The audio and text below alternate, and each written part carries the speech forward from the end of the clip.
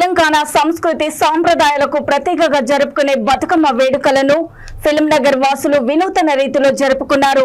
హైడ్రా కూల్చివేల్తార నేపథ్యంలో మహిళలు తమ ఇళ్లను కూల్చకండి, ఇళ్లను కూల్చకుండా నాలాలను అభివృద్ధి చేయండి, అభివృద్ధి ముసుగులో అరాచకాలు వద్దంటూ ప్లకార్డులను ప్రదర్శిస్తూ బతుకమ్మ వేడుకలను జరిపారు. సుమారు 200 మంది మహిళలు ఫిల్మ్నగర్ చెరువు సమీపంలో ఏర్పాటు చేసిన బతుకమ్మ వేడుకల్లో పాల్గొన్నారు.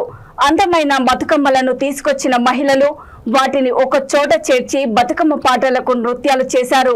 అనంతరం ప్లకార్డులతో ప్రభుత్వానికి తమ నిరసనను తెలిపారు. విషయాన్ని తెలుసుకున్న జూబ్లీహిల్స్ ఎమ్మెల్యే మాగంటి గోపీనాథ్ అక్కడికి చేరుకొని వారికి మద్దతు పలికారు.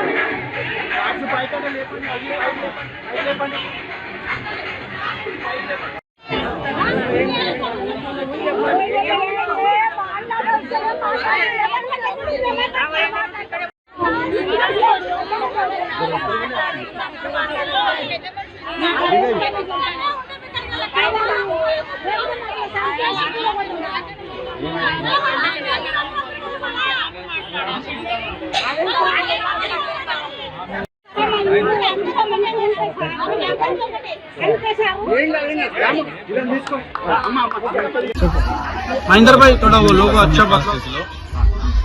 బతుకమ్మ పండుగ మొదటి రోజు ప్రతి సంవత్సరం మేము తెలంగాణలో ఎవరు చేసినా చేయకపోయినా మా జూబ్లీ చర్చిలో పెద్ద ఎత్తున ఈ 9 రోజులు పండుగ చేసుకుంటాము. ప్రతి డివిజన్లో అధిక సంఖ్యలో ఎప్పుడు మహిళలు రావటం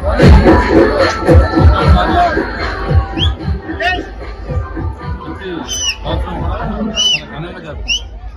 అందుకని మహిళలు ఎప్పుడు కూడా బతుకమ్మ అనగానే ఫస్ట్ గుర్తుకొచ్చేది కేసీఆర్ గారు. ఎందుకంటే దసరాకు కానీ బతుకమ్మ కానీ చీరలు పంచే కార్యక్రమం ఉండేది. మరి ఇప్పుడు ఆ చీరలు ఎక్కడ పోయినాయో ఏమి ఎక్కడ పోయినాయో ఎవరికి అర్థమే కాదు. ఒక పేదేంటి మహిళలు అందరూ కూడా కొత్త చీర కట్టుకొచ్చి మరి బతుకమ్మ స్టార్టింగ్ రోజు బ్రహ్మాండంగా పండుగ జరుపుకుంటారు. ఆ రోజుల్లో ఏంటంటే ఏదో కూడా ఒక పూట కొత్త బట్టలు కట్టుకోవాలి, మంచి భోజనం చేయాలి అనే ఉద్దేశంతో ఇట్లా ఈ పండుగలన్నీ కూడా రంజానే కానీ బతుకమ్మ కానీ క్రిస్మస్ కానీ ఇవన్నీ కూడా తీసుకురావడం జరిగింది. మరి అట్లాంటి పండుగని వాళ్ళ మహిళలు ఎంతో దుఃఖంతో ఉన్నారు. మరి ఎందుకు దుఃఖంతున్నారంటే ఈ హైడ్రా రావటం వల్ల ఎవరికి అర్థం కావట్లేదు.